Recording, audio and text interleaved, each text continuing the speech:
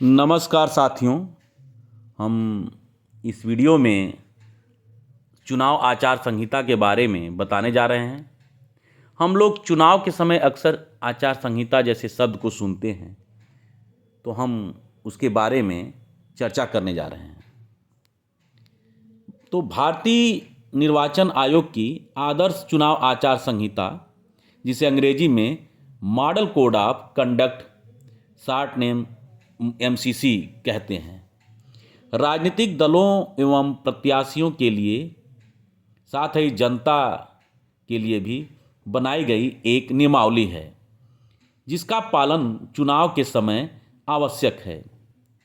चुनाव आयोग चुनाव से पहले इसके लागू होने की घोषणा करता है और चुनाव के बाद इसको समाप्त होने की।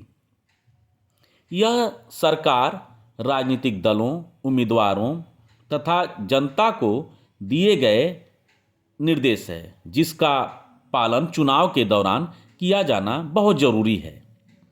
चुनाव आचार संहिता चुनाव की तिथि की घोषणा से लागू होता है और यह मतदान के परिणाम आने पर समाप्त हो जाता है। चुनाव आचार संहिता संविधान में वर्णित नहीं किया गया है।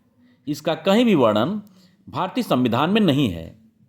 वैसे तो आदर्श चुनाव आचार संहिता वर्ष 1968 से लागू है, जो निर्वाचनों के दौरान निर्वाचन के लिए समान अवसर प्रदान करने और व्यवहार में नैतिकता बनाए रखने के लिए सभी राजनीतिक दलों में सहमति बनने से आदर्श आचार संहिता सभी पर लागू एक नैतिक संहिता बन गई।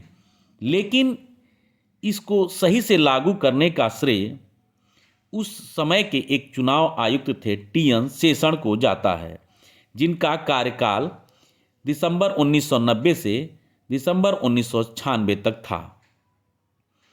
चुनाव आचार संहिता के अंतर्गत अनेक बातें शामिल हैं, जैसे सरकार के द्वारा लोक लुभावन घोषणाएं नहीं करना, चुनाव के दौरान सरकारी मशीनरी का दुरुपयोग न करना, राजनीतिक दलों और उम्मीदवारों के द्वारा जाति, धर्म व क्षेत्र से संबंधित मुद्दे न उठाना, चुनाव के दौरान धन बल और बाहुबल का प्रयोग न करना, आदर्श आचार संहिता लागू होने के बाद किसी भी व्यक्ति को धन का लोभ न देना, आचार संहिता लागू हो जाने के बाद किसी भी योजनाओं को लागू नहीं कर सकते।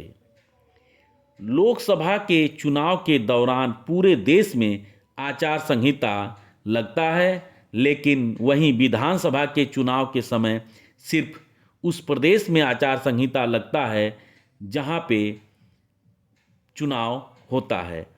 यानी कि जिस प्रदेश में चुनाव होता है वहीं पे सिर्फ चुनाव आचार संहिता